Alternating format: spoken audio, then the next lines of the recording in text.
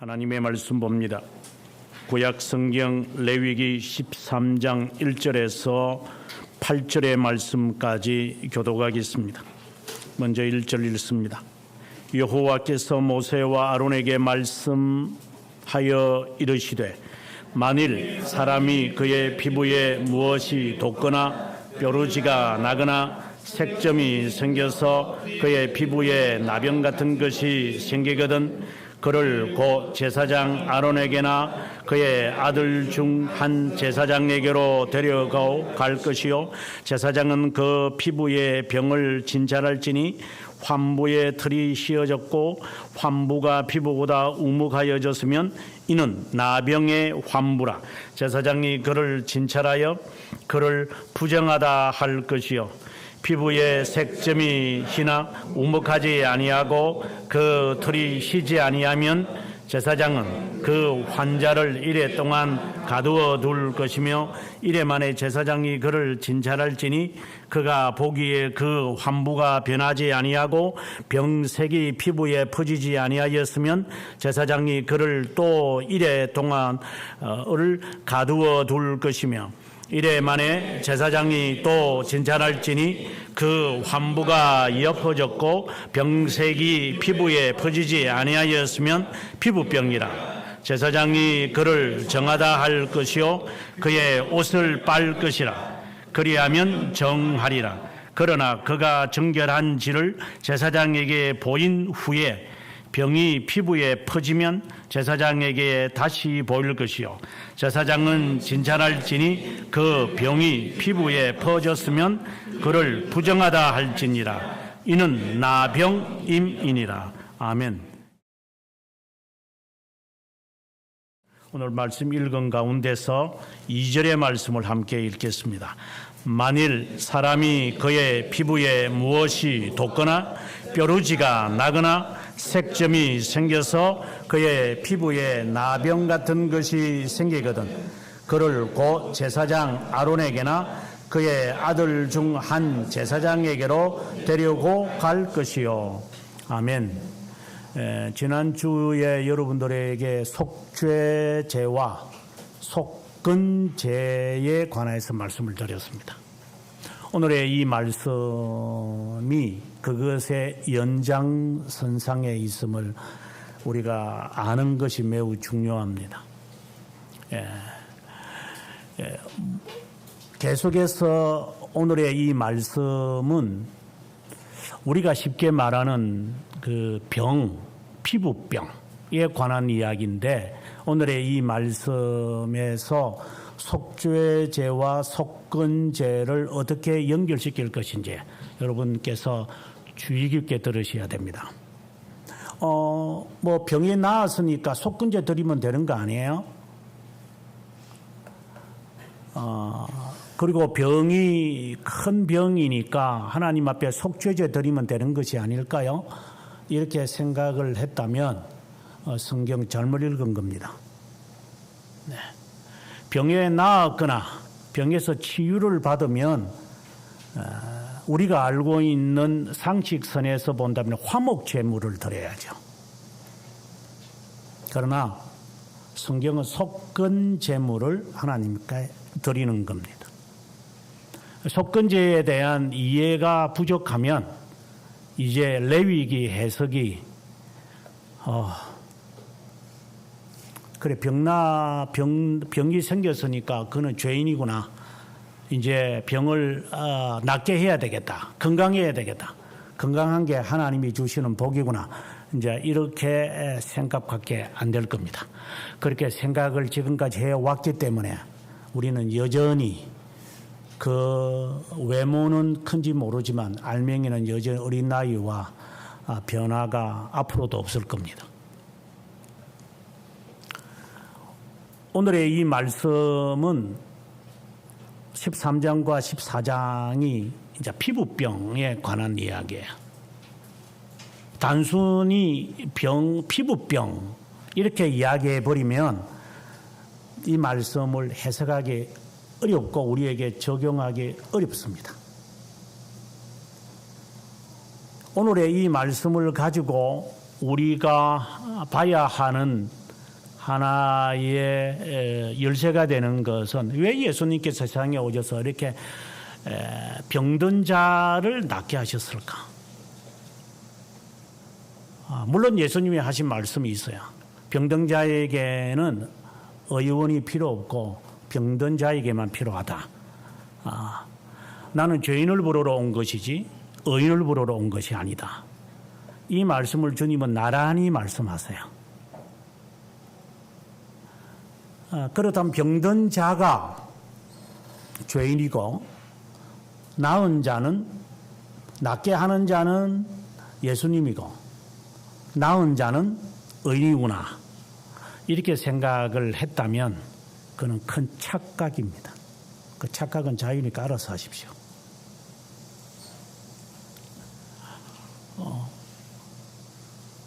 제가 초등학교 5학년 때에 저는 피부병을 제가 알아봤습니다.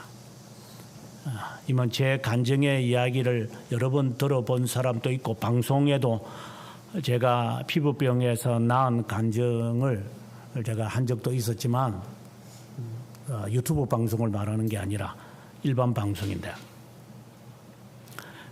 이 피부병이 고대인들에게는 매우 심각한 거였습니다.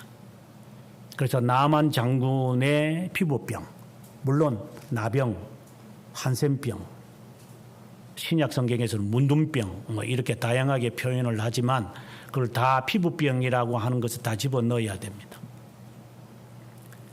사람이 피부를 통해서 속에 있는 것을 우리는 볼 수가 없잖아요. 이 피부에 따라서 그 사람의 건강도를 측정하게 되잖아요. 이거는 상식입니다. 피부가, 우리가 아침에 일어나 세수를 해보면은 자신의 피부를 자기가 느껴야 오늘 컨디션이 좋구나. 그런 남녀노소가 없어요. 그것처럼 자신의 피부에 오늘의 말씀처럼 뾰루지라든가 붉은 반점이 생긴다든가, 그리고 여러 가지가 생긴다는 것은 자신의 몸에 이상이 있다는 증거죠. 이거는 상식이죠. 그런데 이러한 자연 현상을 통하여 이제 주님은 우리들에게 놀라운 진리를 깨닫게 하시려는 거예요. 왜? 이것을 우리가 늘 경험할 것이기 때문에. 이것은 하나의 비유와 같은 거예요. 그래서 이 비유를 통해서 내 자신의 영적 건강을 우리가 살펴봐야만 합니다. 피부를 통해서 자신의 몸의 상태를 우리가 측정하는 것처럼, 뭐 피부가 안 좋은 사람 열심히 발라봤자 그게 그거잖아요. 뭐 바른다고 피부가 달라집니까?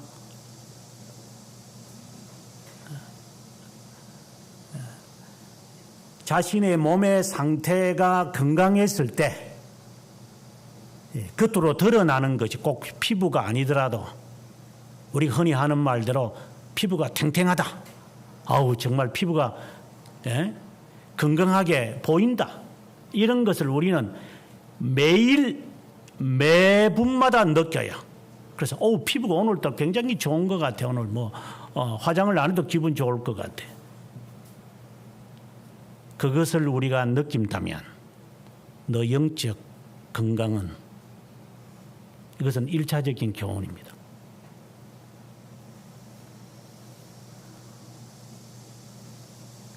자기가 이 몸에 대한 건강을 느끼는데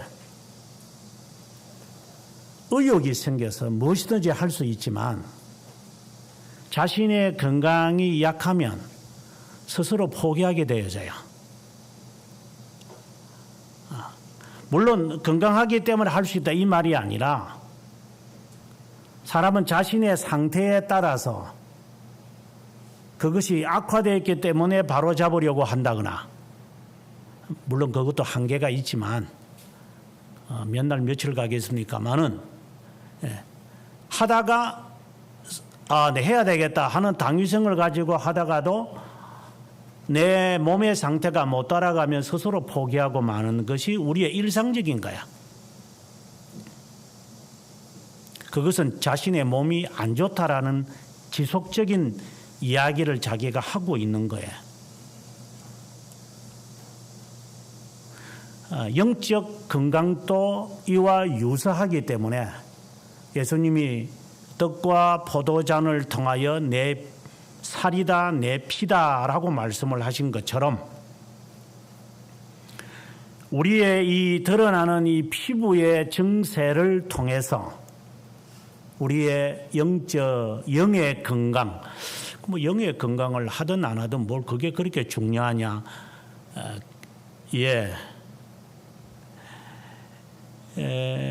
그렇게 건강에 신경을 쓰지 않아도 뭐 잘 사는 사람들 많은데 이렇게 생각을 하면은 이제 더 이상 이제 막 가자는 거니까 대화가 안 되는 거죠. 네. 적어도 우리가 몸에 대해서 신경을 쓴다면 조심하는 것처럼 너가 영적인 사람이라면 다른 말로 한다면 중생을 했다면 영의 건강을 염려하게 돼 있어요. 그 말은 건강하면 사람이 뭐 교만해가지고 게으를 수는 있겠지만 일반적으로 건강을 보존하려고 얼마나 힘들다는 것을 알고 있어요. 어제 달리기를 하고 난 다음에 제가 누구에게 그랬어요. 오늘처럼 하는 이러한 힘든 것을 너는 80년 동안 해야 될 거다. 그렇게까지 해야 되니 나중에 안 하면 어떤 일을 당할지 너가 책임진다. 이제 그때는 돈 잃어버리고 시간 잃어버리고 인생 잃어버리고 직업 잊어버리고 몽땅 잃고 난 다음에야 그때 네가 정신 차릴 거다. 그렇게 안 되려면 오늘과 같은 이 평생 동안 해야만 할 거다. 나는 지구의 반을 돌아봤지만 달리기로 얼마나 더 해야지 지구의 반을 돌아야 하는지 잘 모르겠다.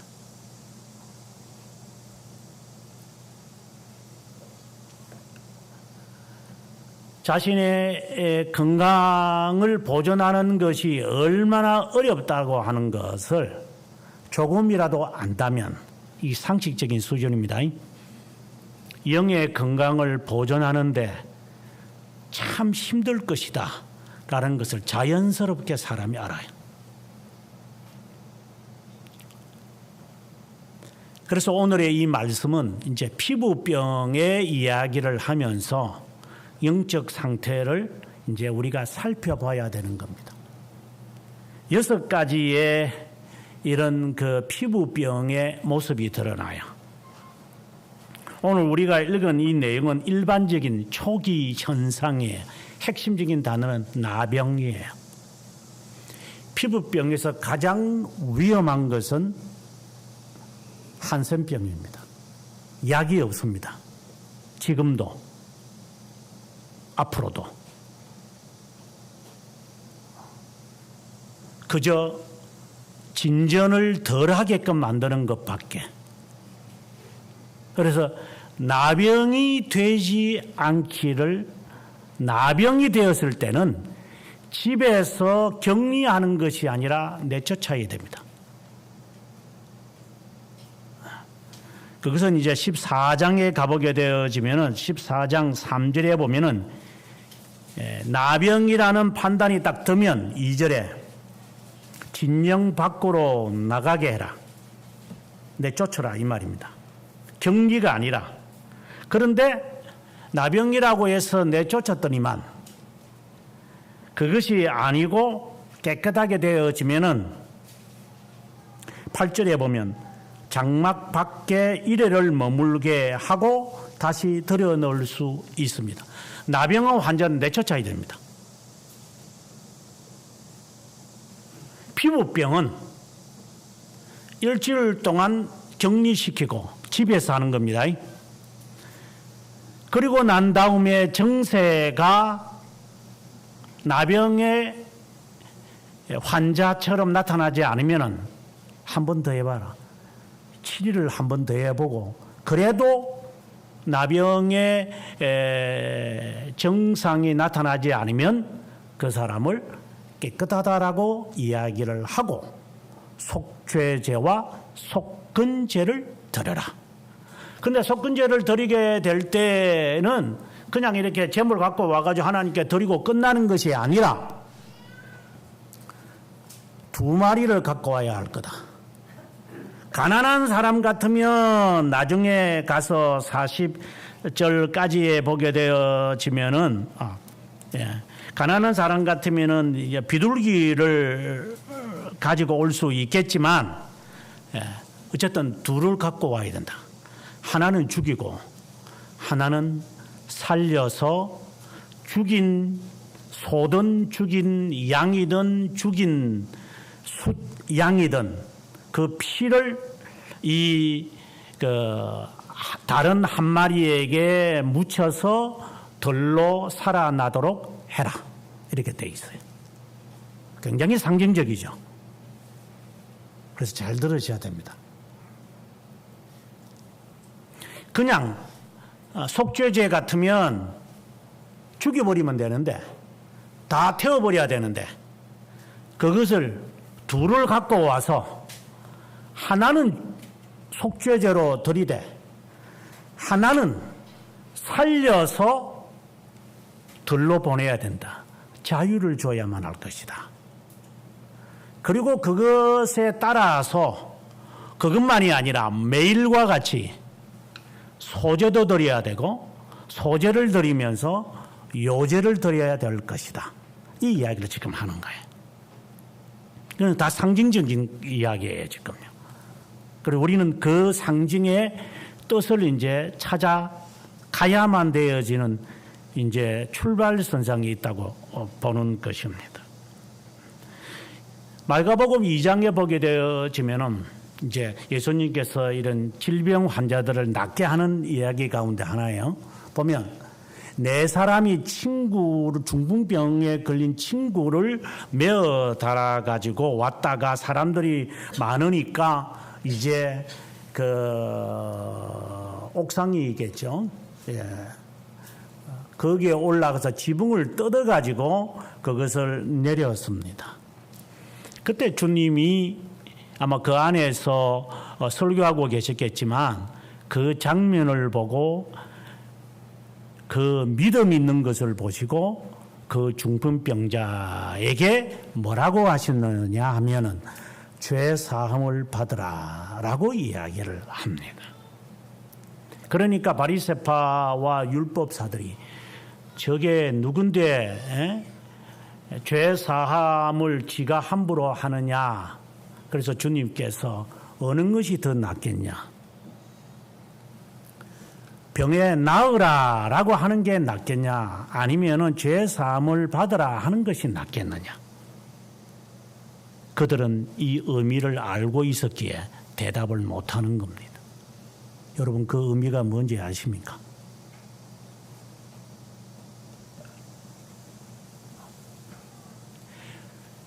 병을 주님께서 지금 오늘의 이제 주제가 이제 피부병이지만 병과 병을 전체를 우리가 다 포괄한다고 생각을 하고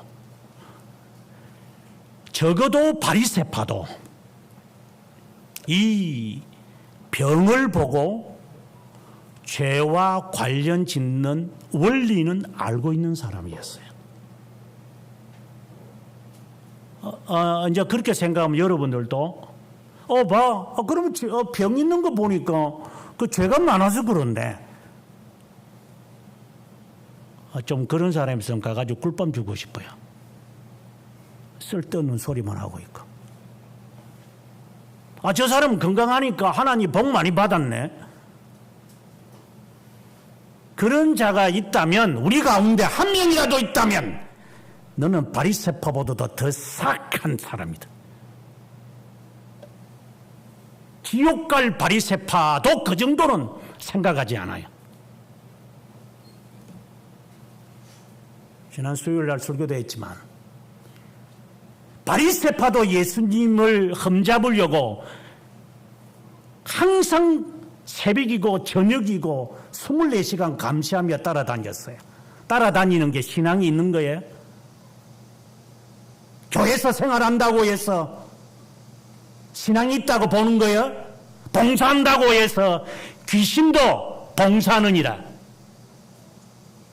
네가 무슨 교사를 했든 네가 권사를 했든 네가 무슨 장로가 했든 찬양대를 했든 그게 무슨 상관이 있어 그게.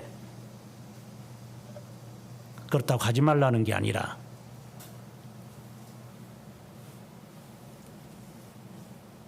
건강하니까 복 받았다. 그런 사악한 자예요.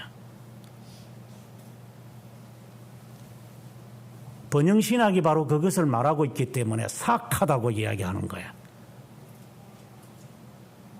합격을 했거나 진학을 했거나 좋은 직장을 가졌으니까 안정된 직장을 가졌으니 나는 복 받았다 라고 하는 사람들이 있다면 그는 사악한 자예요. 그걸 위해서 기도하는 자는 더 사악한 자고,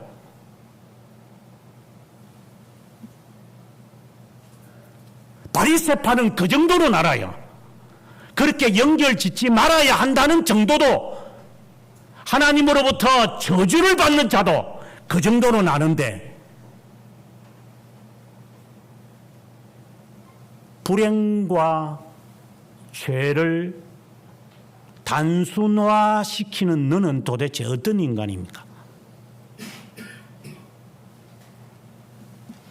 그건 철학이지 종교의 탈을 쓴 늑대잖아요.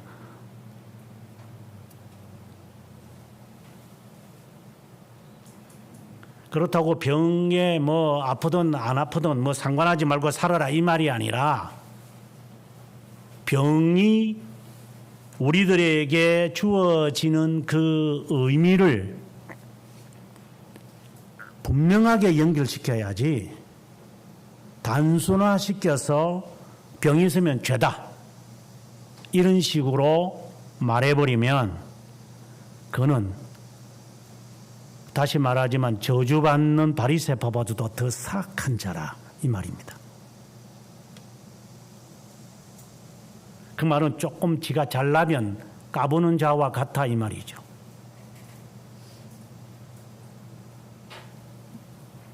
지가 사업이 잘 되면 월급을 조금 더 받거나 아니면 진급이 되면 이제 하나님이 나라를 사랑하는 것이라고 자기 착각에 빠지는 사람들.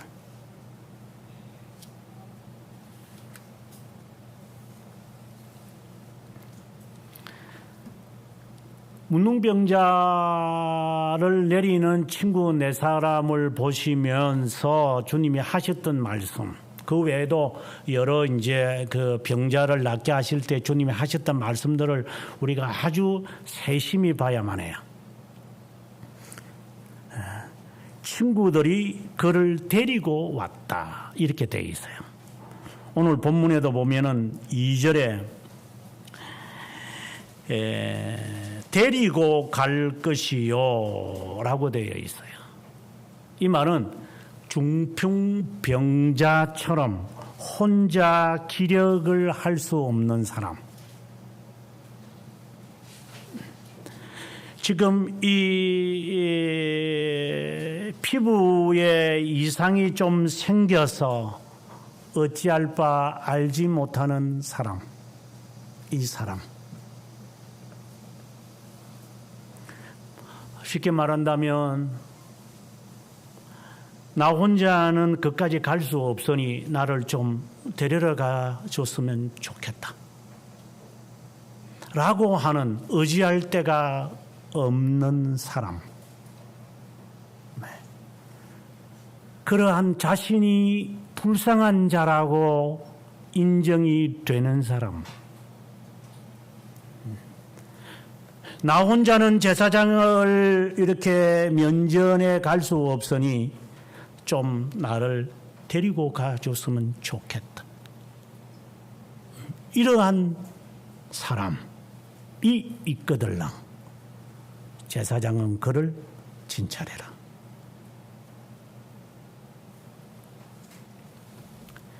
여러분 스스로가 먼저 그 사람인지 살피시기 바랍니다. 나는 주님 없어도 괜찮아요.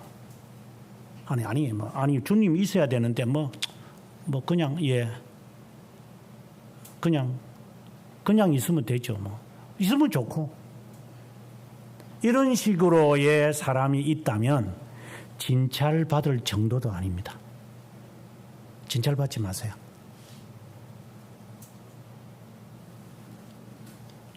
주님이 믿음을 보시고 그를 낫게 하시며 죄 사함을 받았다라고 할 때의 의미가 뭔지, 이분에게 꼭 가야 돼. 나를 데리고 가죠. 나는 이분에게서 치유를 받아야 돼. 나병에는 약이 없어요. 앞으로도 없을 거라고 그랬어요. 그래서 이 병은 치명적이기 때문에 이것은 한번 걸리면은 우리와 살 수가 그냥 격리시키는 것은 우리가 지금 오미크론이라든가 코로나를 걸리면 그래도 집 방에 안에 있으면 되잖아요. 밖에 안 나가기만 하면 되잖아요. 마스크를 끼고 다니면 되잖아요. 그래서 일주일 동안 있으면 되지만 나병이라고 하는 이 한센병에 걸렸다는 판정이 되면은 사람의 커뮤니티에서 살지 못하고 떨어져서 평생 죽을 때까지 동굴에 살든지 섬에 살든지 해야만 되는 거니까, 그리고 온몸이 떨어져 나가는 것을 그는 경험해야 되니까 자신의 이 함몰되어져 가는 이 마치 초똥처럼 이렇게 녹아가는 내 몸을 보는 거니까, 혹이나 내 병이, 다른 말로 한다면 혹이나 내가 하나님으로부터 저주를 받을 자인지, 내 이 처신을 보면 내가 문둥병 같은데 하나님으로부터 내가 떨어져 나가야만 하는 유기된 자인지, 내가 이것을 알아야 되겠어. 내가 정말 하나님의 자녀인지, 내가 정말 구원을 받을 자가 되어 있는 자인지 알아야 되겠다고. 그런 마음이 있는지 먼저 자기를 점검하시기 바랍니다. 그렇지 않으면은 나를 데리고 가야 할 이유가 없어요. 38년 된 병자가 그 거짓말로 사람들이 이야기하는 것처럼 천사가 내려와서 물을 떠가는 것처럼, 무슨 바보 온다르가 평강공주인가? 이렇게 되어지면 병이 먼저 들어가는 사람은 낫는다고 해서 거기에 쭈글커 앉아가지고 그저 있는데 주님 보시면서 너무 안타까워. 너 거기에 앉아서 지금까지 있느냐고. 아무도 저를 안 데리고 갑니다. 나보다 먼저 다 갑니다. 너 정말 낫기를 원하느냐? 예. 일어나 걸어가라. 무엇을 의미할 것 같아요? 아무도 저를 데리고 가지 않습니다. 저는 그냥 여기에서 평생 살다가 그래도 한가닥의 희망이 있다면 물이 움직일 때 뛰어가고 싶습니다. 그 마음을 가지고 있는지 먼저 점검하시기 바랍니다.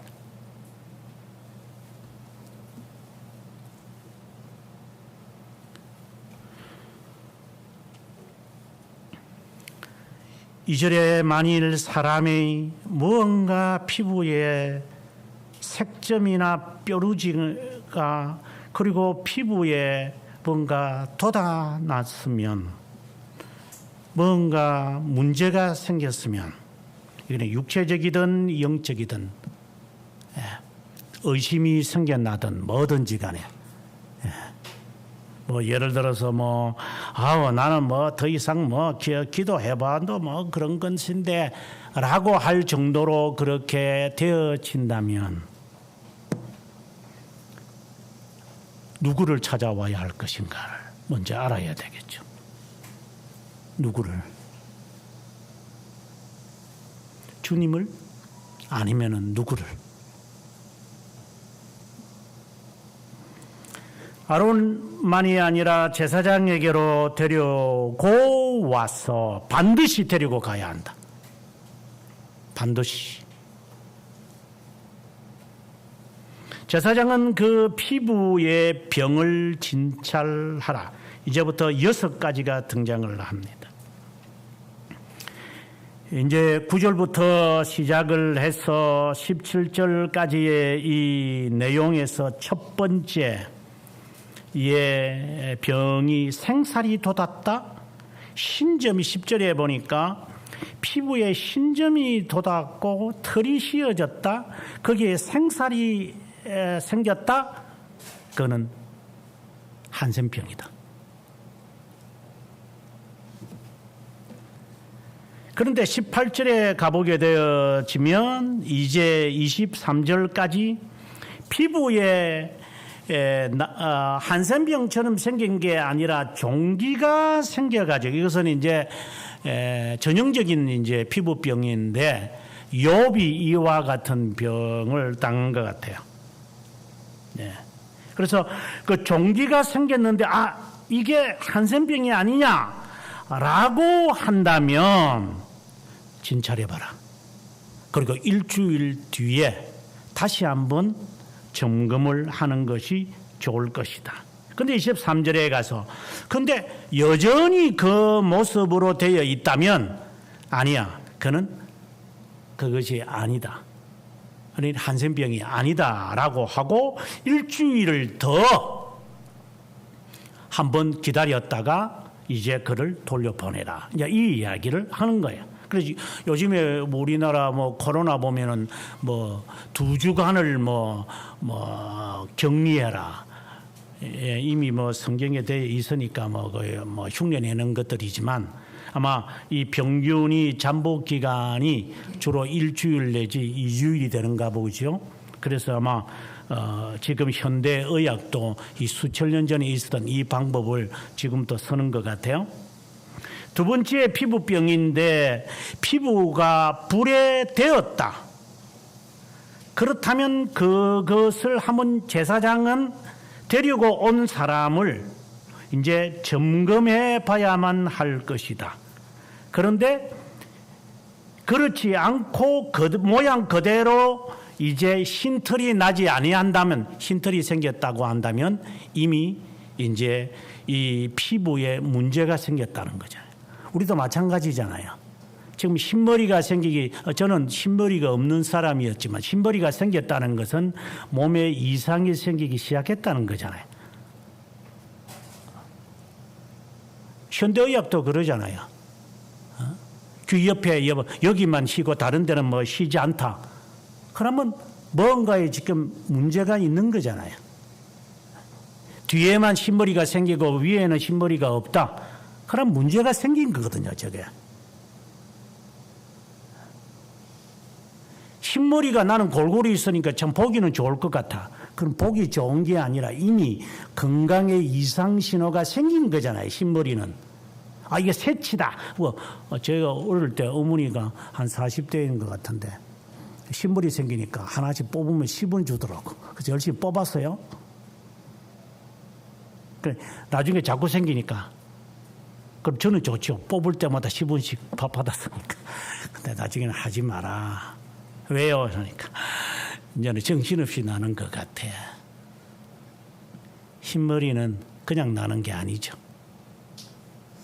염색해서 카바드를 하시지만, 우리 의학적으로 뭐가 부족해서 어쨌든 몸에 이상이 있는 거예요. 그럼 흰머리 없으면 나는 괜찮다. 잔머리 있는 사람들은 그러겠죠. 흰머리가 갑자기 생깁니까?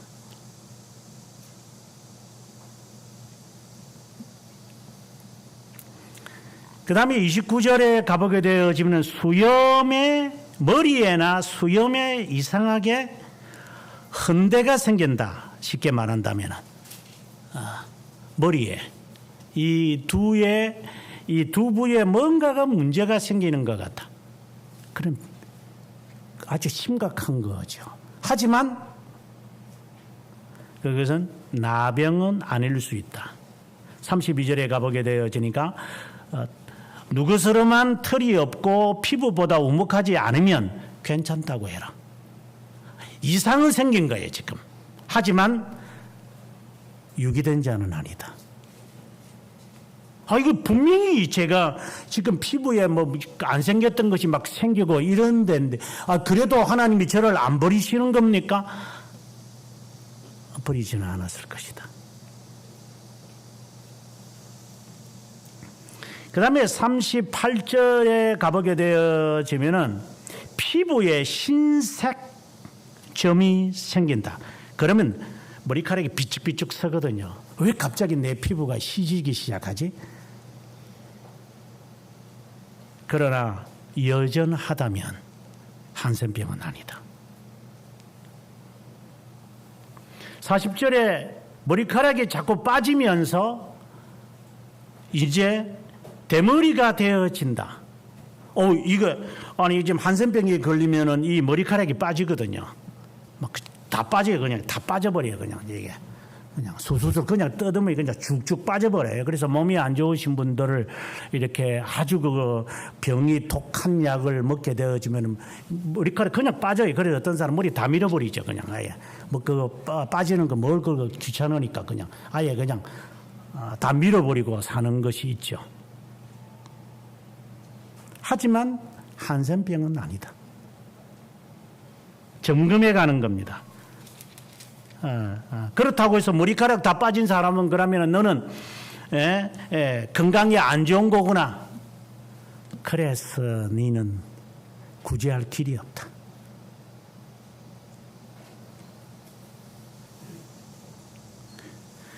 그 다음에 47절부터 보게 되어지면 옷에 의복에 나병의 색점이 발생하게 되어지면은 이 옷에 이것이 묻어나서 사람들에게 영향을 끼칠 수 있다라고 하는 이야기를 하고 말씀은 마치게 되어져요. 그리고 14장에 가보게 되어지면은 이것이 나아졌을 때 어떻게 할 것이고, 그리고 나병 환자가 되어졌을 때는 어떻게 할 것이냐, 요 구분을 하게 되어지는 거예요. 32절에 가보게 되어지면 나병 환자 같으면 정결한 예식에 그를 제거해라.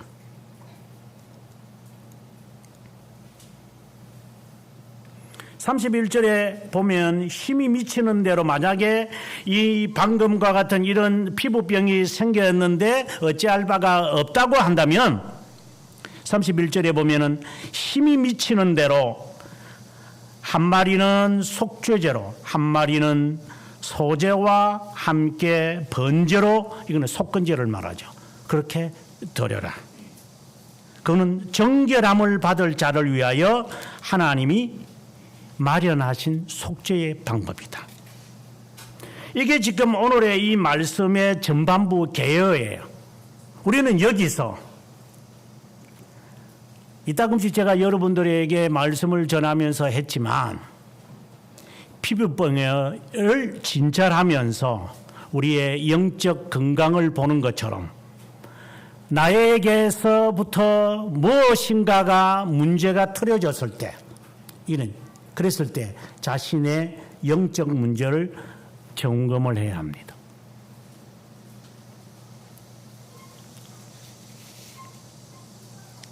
만약에 그것을 점검하지 않는다고 한다면 한센병인지 의심해 봐야 됩니다. 유기된 자인지 의심해 보셔야 합니다. 그럼 그것을 어떻게 판단합니까? 내가 판단합니까? 아니죠. 제사장에게 와서 내가 오는 것이 아니라 사람들이 나를 데리고 가서 말씀을 듣게 하는 것처럼 성령께서 나를 이끄셔서 이분에게 와서, 이분이라는 것은 예수 그리스도를 말하는데, 그분 앞에 나와서 그분에 대한 지식을 통하여, 그게 진리이기 때문에 그 진리를 통하여 하나하나 자신을 점검해 보면, 아하, 내가 성령 회방죄를 범하는 흉내를 내게 있구나를 판단하셔야 됩니다. 내가 지금 유기된 자와 같은 죄를 지금 아주 자연스럽게 범하고 있네.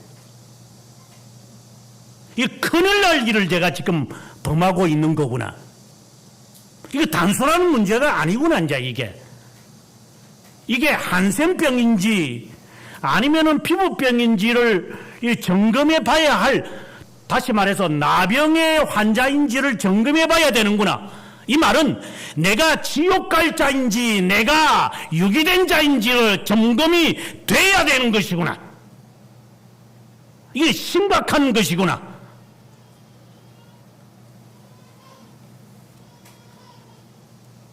언젠가 그 말을 제가 했지만, 여기에 교수 생활을 하면서 제가 지금 시계를 잘 안 차는데요. 결혼 선물로 받은 그 좋은 시계를 한 10년 이상을 차는데 그전에는 문제가 없었죠. 30대. 여기에 와서 이제 혼자 살면서 이상하게 이 피부에 이상이 생겨요. 그래서 이게 뭐, 시계가 이게 마음에 안 드네. 그래, 시계 줄 갈았죠. 소용이 없어요. 그대로 생겨요. 이 시계 줄이 안 좋은 거네. 지금까지 좋다고 왜 갑자기 안 좋아지나? 지가 안 좋아진 것은 모르죠, 이제. 이게 잘못된 거니까, 이게 문제야. 나는 문제가 없어. 자기 착각에 제가 빠졌죠.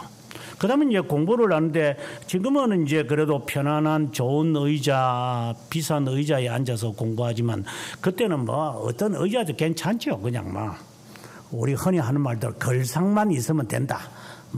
이런 생각을 해서 그냥 쓰레기통에 누가 이렇게 버려놓은 거 그냥 그거 사는 것도 아까우니까.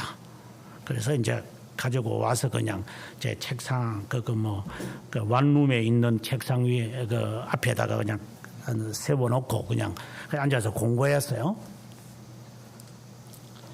내 다리의 피부가 철이죠. 이제 크롬으로 이렇게 덮여놓은 거니까. 그 계속 이렇게 실렸죠. 이렇게 제가 이 안정 자세를 취하려다 보면은 이렇게. 근데 이게 피부가 이상하게 생기는 거예요. 그래서, 이게 뭔가 안 좋아서 이게 의자가 못돼서 이게. 근데 갖다 버렸어요. 그래서 제 제자 가운데 의사가 있어서, 그래, 이야기하다가 요즘 피부가 왜 자꾸만 그래 좀 이상하게 생긴다 이러니까 하면서 저보고 웃으면서 네 몸이 지금 안 좋아지는 거야. 네 좀 있으면 아마 흰머리 챙기기 시작할 텐데. 어떻게 알았지? 뻔한 거지. 이제 흰머리 나다가도 네 몸 관리 안 하면은 이 온몸에 문제들이 하나하나 뼈접골 해야 될 거야. 이제 하면서 저보고 너털 웃음을 짓는 것을 보고 얼마나 괘씸한지. 이제는 약 먹어도 잘 안 돼. 이미 고장이 나기 시작한 거야.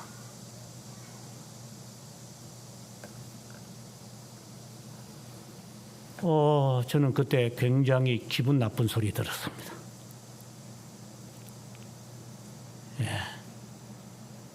우리의 신앙생활에서 하나님께서 육체적으로 우리가 느끼지 못하면 우리가 깨닫지 못하기 때문에 마치 하나님이 나의 숨을 막히는 것처럼, 또는 다양한 방법이겠죠.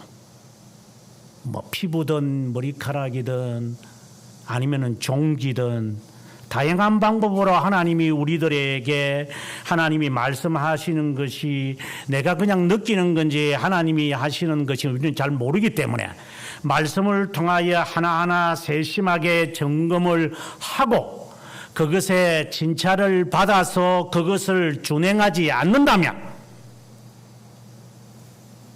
그를 캠프 진영 밖으로 내쫓아라. 유기된 자가 있어야 할 곳은 아니기 때문에.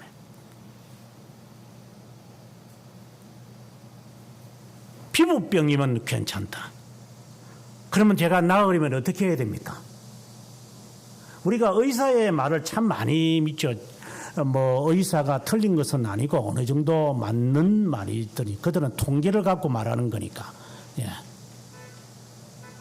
항상 맞는 것은 아니죠. 맞는 경우가 많다라는 것이죠. 통계적으로 나타나는 방법 아니면은 우리를 그렇게 자연스럽게 하기가 어렵죠. 늘 해왔던 것이기 때문에 그런 정세가 있으니까 이렇게 해보십시오 라고 해서 우리가 저 의사는 정말 대단한 사람이구나 라고 하지만 그는 경력이죠. 경험이고. 만약에 우리가 봤을 때 의사가 의사라는 것을 딱 단정하기 전에 의사 말이라면 우리는 전부 다 이렇게 죽는 휴닝을 하잖아요. 그 틀린 말은 아니지만, 네. 한 6개월밖에 못 살겠습니다. 이러면 우리들 이제 그때부터 이거 이제 발발발 떨기 시작하죠. 저도 마찬가지겠지만. 통계를 갖고 우리들에게 말을 하시는 거니까 어느 정도는 맞겠죠. 토종 비결도 맞는 것처럼 이렇게 가끔씩 우리에게 맞아 떨어지니까 거기에 신임을 하는 겁니다만은 의사 말이 진리입니까?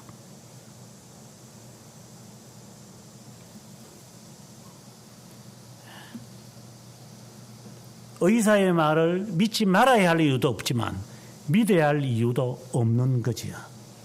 하나님의 말씀과 의사를 통하여 하나님이 하실 수도 있겠지만 하나님의 말씀과 어떻게 비교합니까?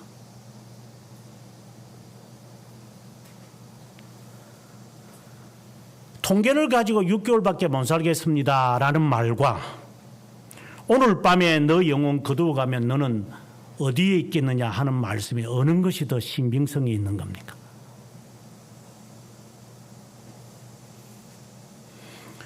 우리는 자칫해서 우리의 인섭에서 되어진 것을 더 신뢰하는 자들은 아닌가.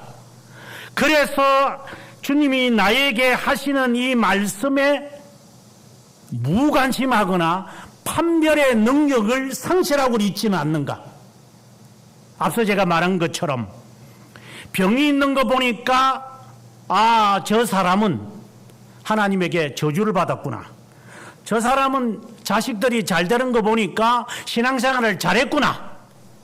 이러한 인섭이 당신의 신앙을 좀 먹는 것이 아닌가. 그는 통계일 뿐 그것이 하나님이 나에게 우리들에게 하시는 말씀일까요? 저는 개인적으로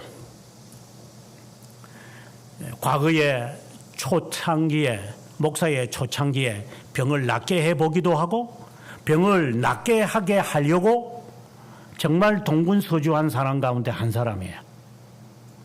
그래서 이러한 병들을 주님, 만병의 의사이신 주님 낫게 해주십시오. 주님에게 주님 말씀하시기만 하면 낫는 거 아닙니까? 정말 불쌍한 영혼입니다. 낫게 해주십시오. 파킨슨 병에 걸리는 한 집사님이 계셔서 제 교구 집사님이었기 때문에 이 사람이 멀쩡하다가 갑자기 이 머케닉 차 수리를 못 하시더라고. 막 오므라지기 시작하니까 전부 다 오므라지잖아요. 막 몸이 오므라지고. 그래서 또 아프고. 그러니까 그 아내는 그 남편 좀 낫게 하려고 한 40년 동안 예수 안 믿었다가 남편 낫게 하려고 이제 교회 와서요. 그러면 또 금요 기도마다 또 우네. 새벽 기도 와서 또 우네. 뭐 때문에 우는지 잘 모르겠어, 그죠? 그래서 저도 막 그 감동을 받아가지고, 시간 나면은 찾아가가지고 막 눈물, 콧물, 닭똥 같은 눈물, 복구사 같은 눈물 흘리면서 막 어루만지면서 막 열심히 기도했어요. 거짓말로 기도한 게 아니라 막 기도원도 데리고 가고 막 그냥 정말 노력 많이 해서 하나님 낫게 해달라고. 저는 이 말씀들이 신약 성경에 나타나는 말씀들이나 신구약 성경의 말씀이 실제로 이루어지기도 하겠지만 그것이 지금 내가 기도하는 기도의 제목에 낫게 되어야 하는 근거라고 저는 믿어왔어요. 목사였지만.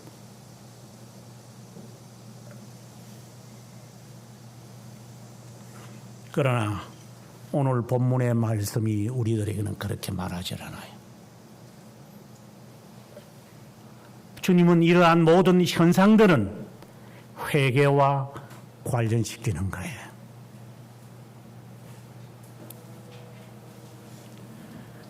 유기된 자 같으면 회개할 필요도 없어요.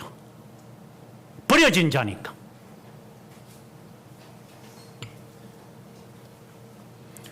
가지도 않겠지만 가자고 하더라도 말을 안 듣겠죠. 이걸 이제 1차적으로 해석하시면 안 돼요.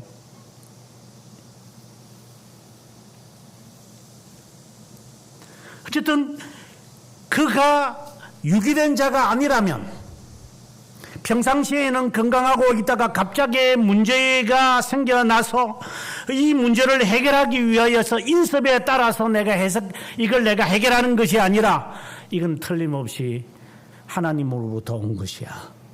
나는 하나님 앞에 가야 되니 내가 하나님 앞에 가서 답을 찾을 것이다 라고 한다면 이제는 오늘의 본문의 문턱에 들어선 겁니다. 제가 좋아하는 찬송 가운데 하나가 예수 앞에 나오면 모든 죄 사하고 예수 품에 안기어 편히 쉬리라. 제가 5학년 때 이 피부가 안 좋았을 때 정말 창피스러웠던 이 피부. 여기가 또 종기예요, 종기. 네. 그랬을 때 저희 아버님이 정말 좋다는 약은 다 갖다 바르면서 제 몸에 다 발랐지만 제가 낯을 않는 것을 보니 아하, 이게 혹이나 한센병일 수 있겠다. 그래서 한센병자들이 바르는 약까지 가지고 와서 제가 먹었어요. 그러니 저희 모친은 얼마나 마음이 괴로웠겠어요. 그래서 아마 어머니가 굉장히 기도 많이 하셨을 것 같아요. 제가 어릴 때니까 잘 모르죠. 이만한 그 하연이나 요만한 나이 때니까. 지금 알겠어요. 하연이나 이런 이게 산이 같은 애들이 그 심각성을 모르니까 엄마가 얼마나 애절하게 하나님 앞에 기도하는지 어떻게 아이들이 알겠어요. 물론 아는 애도 가끔씩 있겠지만 그때 저희 모친이 하나님 앞에 그렇게 엎드렸던 것 같아요. 그때 저희 모친의 나이가 40이었던 것 같아요.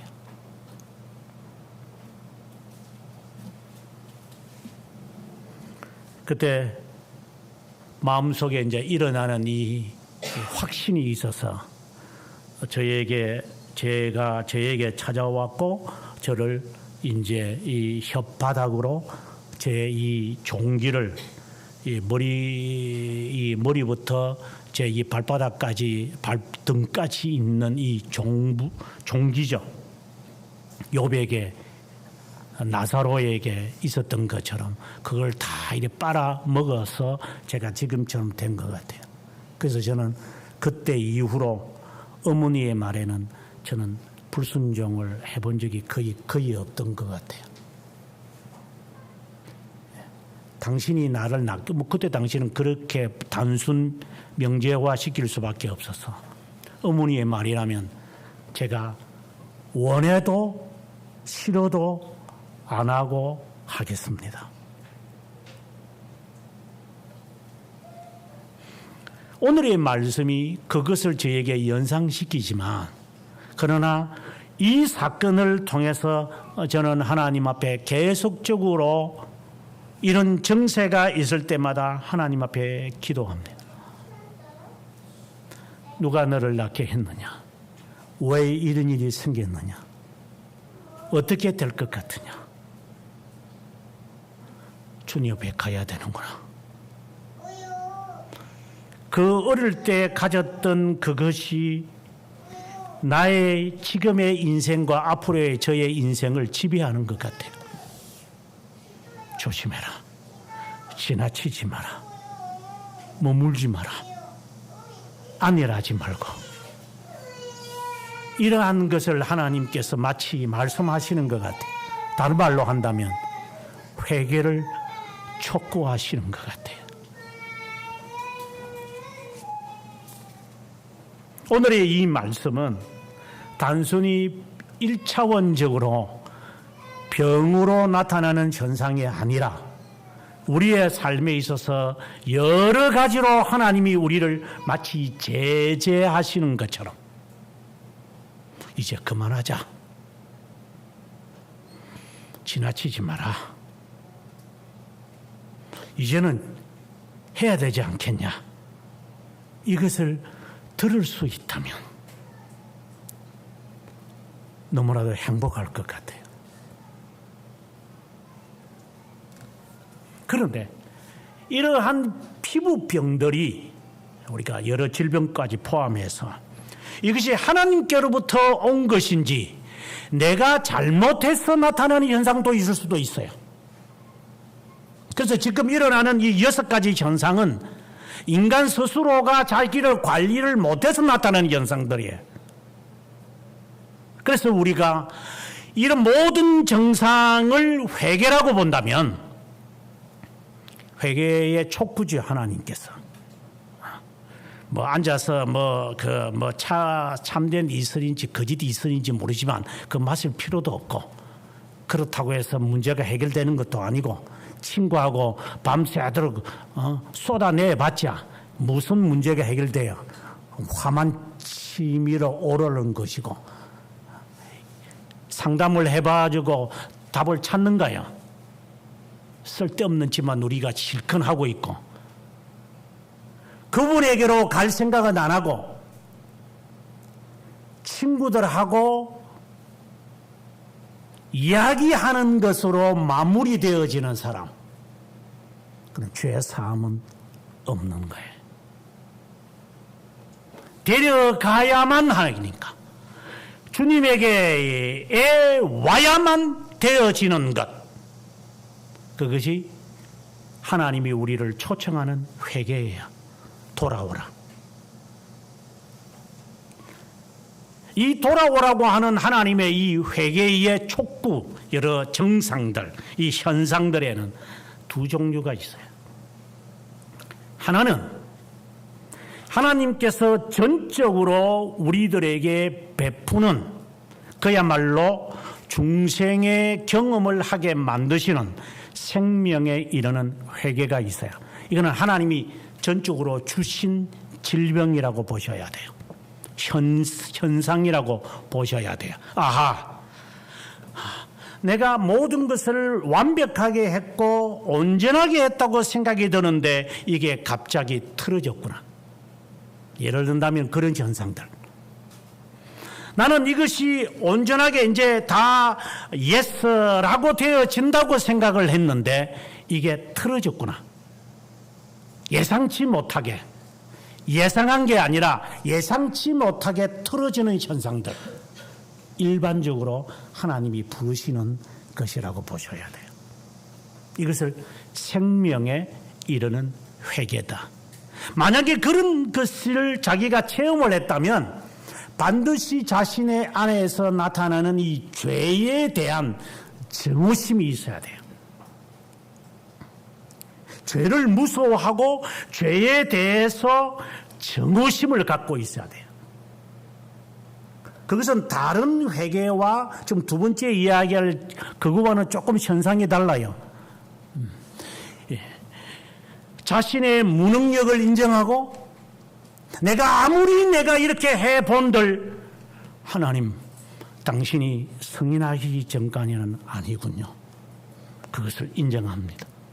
하나님, 내가 완전하게 갖고 왔다고 생각을 하지만 하나님이 아니라고 하시는군요. 하나님 인정합니다.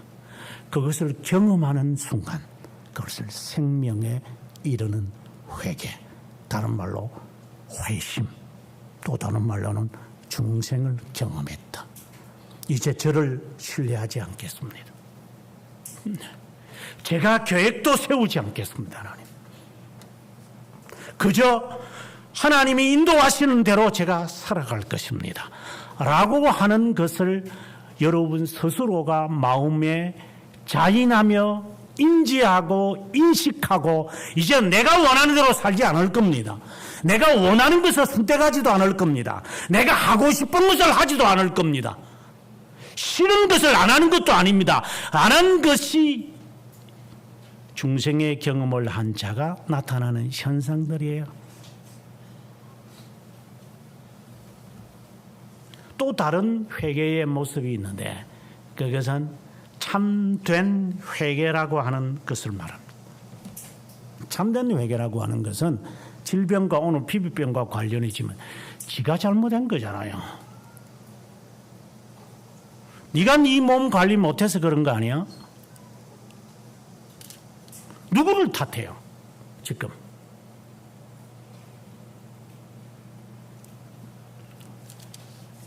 그럴 때는 어떻게 해야 합니까? 싸워야죠. 죄와 싸워야만 합니다. 죄에 대해서 무서움을 알았고 죄에 대해서 위협을 알았고 죄에 대해서 정오심을 가졌다고 한다면 그것이 사실이냐?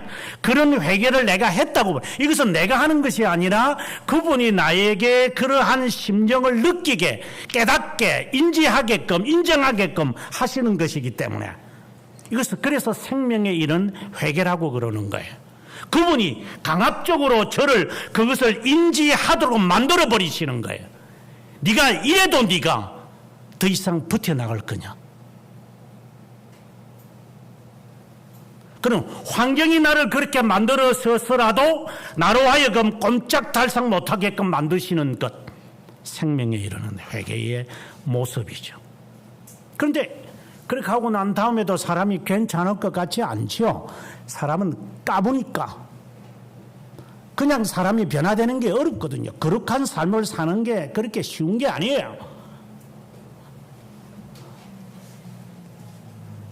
앞서 이야기한 것처럼 뭐 운동 조금 했다고 해서 피부가 탱탱해지고 어우 이거 화장발이 잘 받네, 그거 몇 날 갈 것 같아요. 오늘 저녁 되면 제자리 돌아갑니다.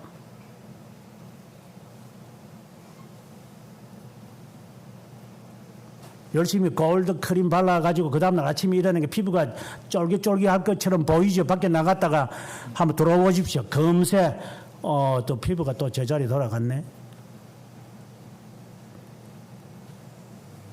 우리의 삶에서 나의 실수와 나의 지속적이고 나의 태만과 나의 게으름이 나로 하여금 이런 질병을 유발할 수 있는 거예요.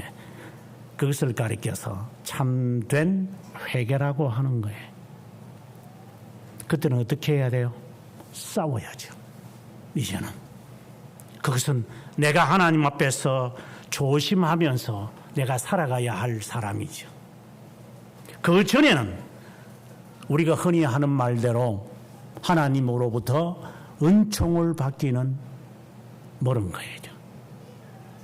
구원은 하나님의 선물이겠지만 그것에 대한 혜택을 보는 것은 나와는 상관이 있는 거죠. 예를 들어서 나는 열심히 하나님으로부터 복을 받았다고 생각이 드는데, 은혜를 받았다고 생각하는데 앉아가지고 나는 열심히 직장생활을 안 하고 열심히 공부도 안 하고 열심히 자기를 돌보지 않았는데 하나님이 나에게 복을 주셨다, 이렇게 감나무 밑에 가서 떨어지기를 가을까지 기다려야만 하는가? 아니죠. 열심히 해야죠. 왜 한 달란트 받았던 사람처럼 그대로 놔두고 썩어버리게 놔두는가?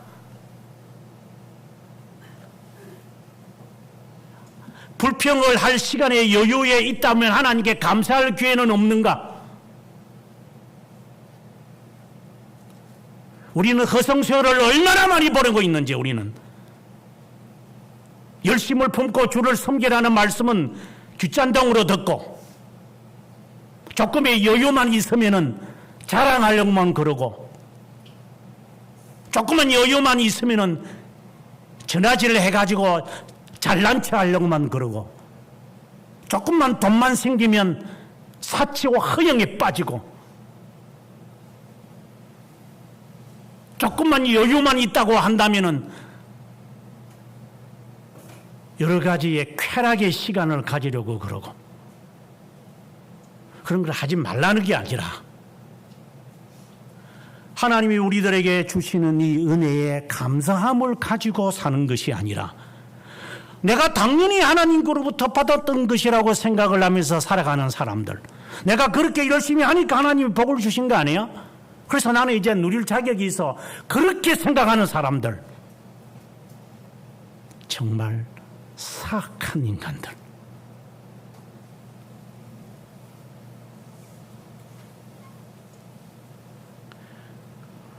나는 뭐 쉽게 말해서 내 부모가 건강하니까 나도 건강한 거야. 거기에만 인습에 딱 박혀 있는 사람들.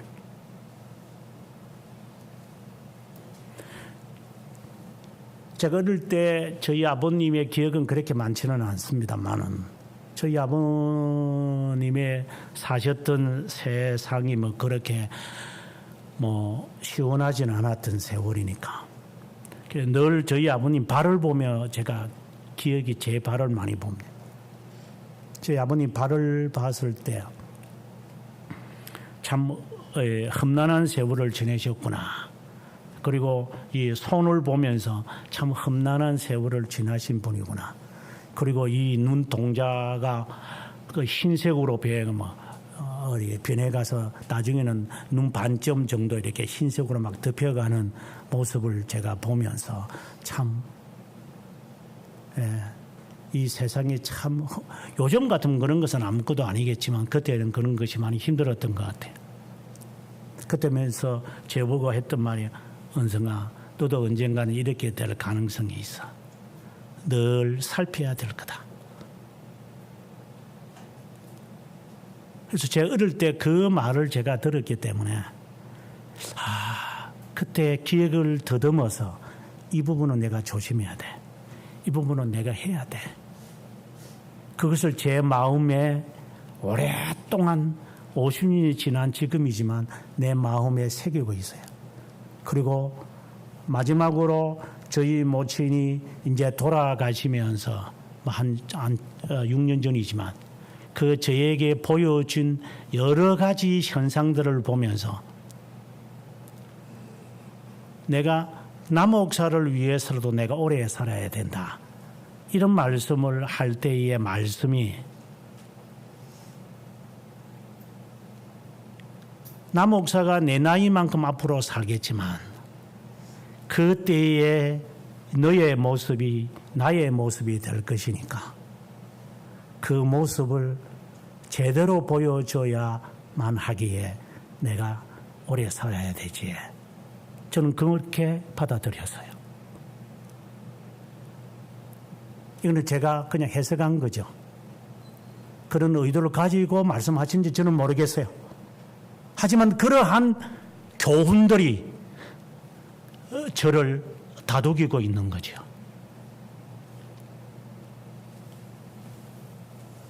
오늘의 이 하나님의 이 말씀은 한편으로는 하나님의 은혜로 우리에게 주어진 생명에 이르는 회개이지만 다른 한편으로는 싸워야 하는 우리의 숙제가 있는 겁니다. 오늘의 이 권면을 마음에 새기면서 우리는 어떻게 해야 되는가? 스스로 판단하시기 바랍니다. 주님 나라 갈 때까지 참된 회개를 해야 합니다. 죽을 때까지 해야 되는 겁니다. 만약에 하지 않는다면 당신이 한센병자인지 진단받으십시오. 하지 않는다면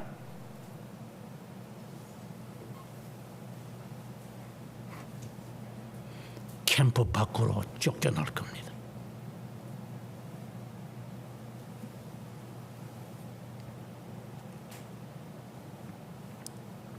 속죄죄는 생명에 이르는 회개와 관련이 있는 겁니다. 죄를 용서하는 겁니다. 우리가 회개한다고 해서 생명에 이르는 것은 아니에요. 죄가 용서되는 것도 아니에요. 그러나 속건죄는 다릅니다.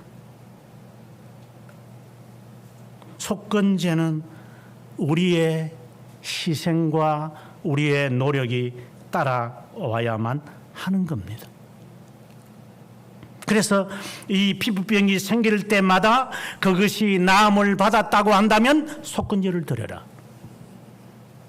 속죄죄의 방법으로. 왜? 이것을 낫게 하시는 분이 누구냐, 이것을 해결하시는 분이 누구냐라는 것을 분명한 좌표를 정해놓고 살아야만 한다.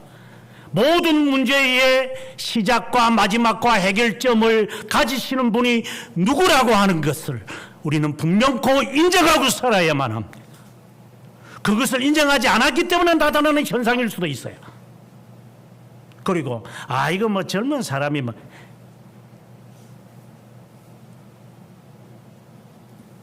살만하지, 살만할 거야.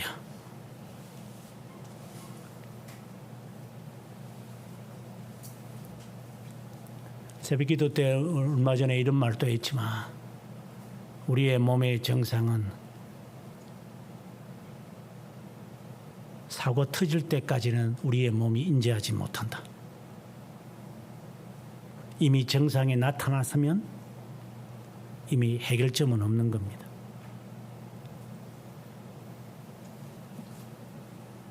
쥐새끼들처럼 작은 것이 낫는 것만을 약 먹으니까 감기도 낫던데요.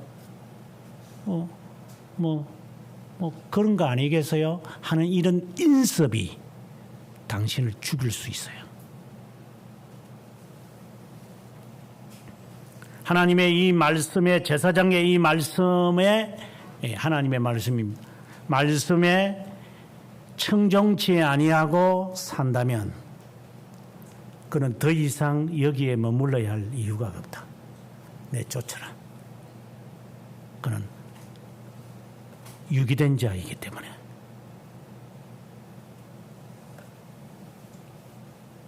죄와 싸우겠다고. 하나님, 저는 죄가 무섭습니다. 제가 나약해서 내가 지금 이렇게 머리카락이 바뀌어지거나 불에 데였거나 그리고 피부에 신점이 생겼거나 이상하게 내 몸에 새살이 돋는 듯한 상처 입은 곳에 새살이 돋습니다. 이렇게 되어졌다면 그때는 조심하면 되는 거니까. 그때는 하나님 앞에 와서 하나님 앞에 말씀 앞에 서서 엎드려서 참된 회개를 하면 되는 거니까. 그런데 참된 회개도 하지 않고 생명에 이르는 회개를 했다고 한다면 그야말로 더 사악한 자죠.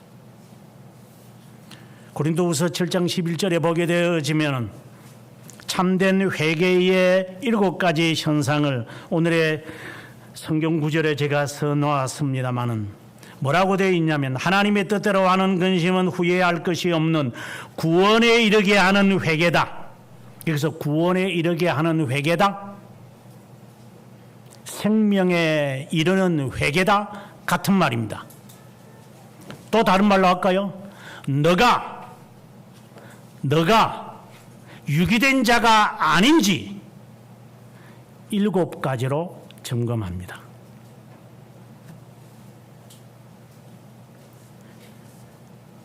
하나님의 뜻대로 하게 한 이 근심, 회개를 말합니다. 간절하게 하는지 스스로 점검하십시오. 나는 간절함이 없다. 변정하게 하는지, 이거는 기도를 말합니다. 하나님 앞에 자신의 입장을 나타내기 시작을 하는 겁니다. 하나님, 제가 이래서 이렇게 제가 주의를 범한 겁니다. 이래서 제가 당신의 것을 도둑질했습니다. 왜 도둑질하는데 하나님께서 게하시에게 한센병을 주셨을까요? 왜 하나님에게 반감을 가지며 데모한 미리암에게 하나님이 왜 한센병을 갖게 하셨을까요?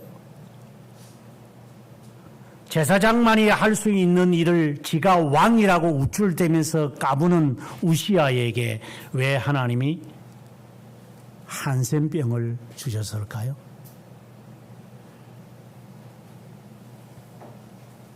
하나님 앞에 우리의 자신을 변정하고 있는지 스스로 점검하셔야 합니다. 하나님 앞에서 분하게 한다? 하나님께 화를 내라는 게 아니라 자신에 대한 정오심을 갖는 겁니다. 네가 이래도 네가 아직도 정신을 못 차리냐? 니는 도대체 어떤 놈이야? 네가 나 자신에게 하는 거예요. 저 사람은 뭐 이렇게 가는 게 아니라 자기 자신을 정오할 줄 알아야 돼. 까불지 말고. 그 다음에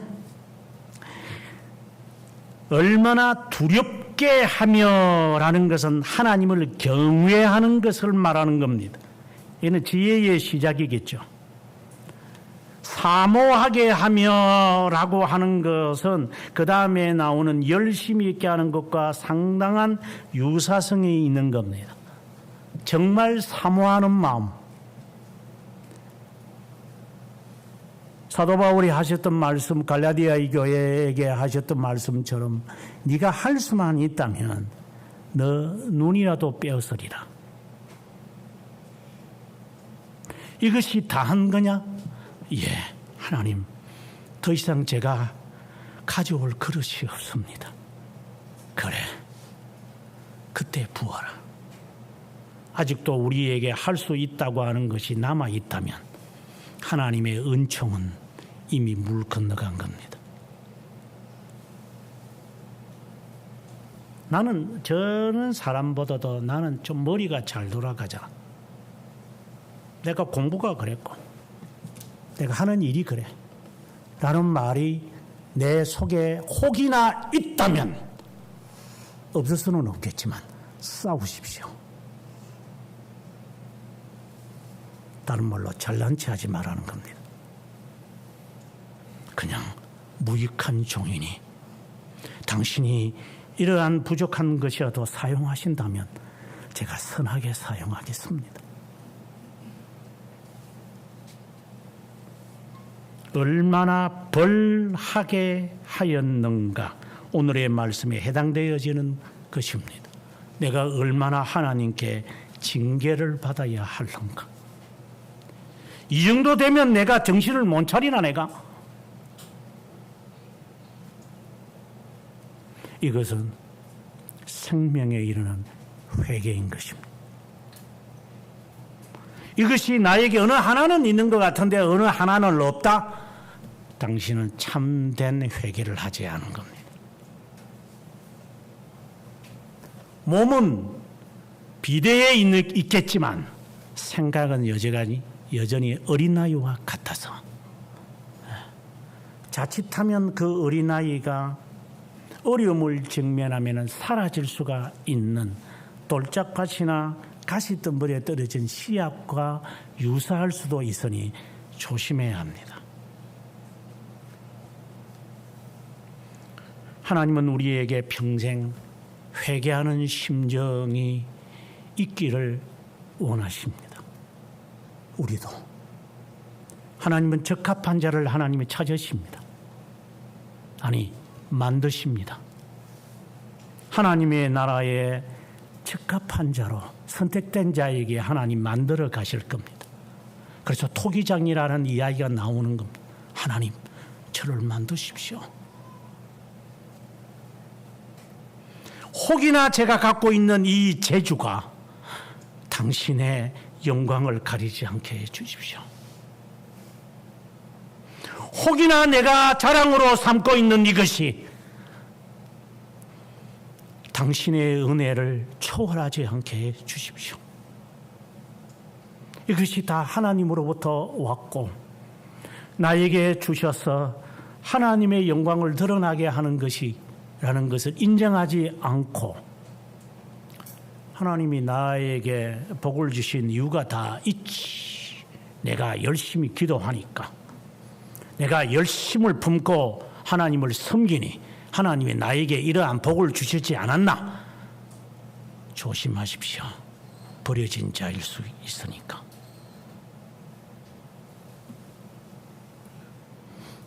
저는 이 말씀을 읽으며 두려움에 빠졌습니다. 너는 기억하겠느냐?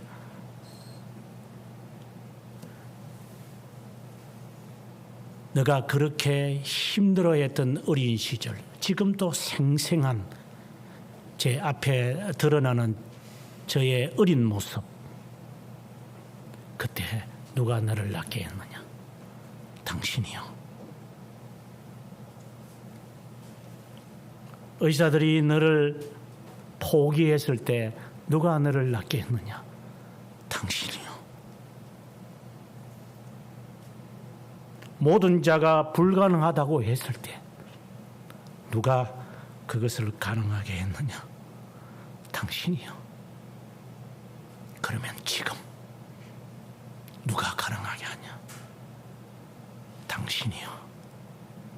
그 고백이 여러분에게 있다면 그대로 지속하십시오.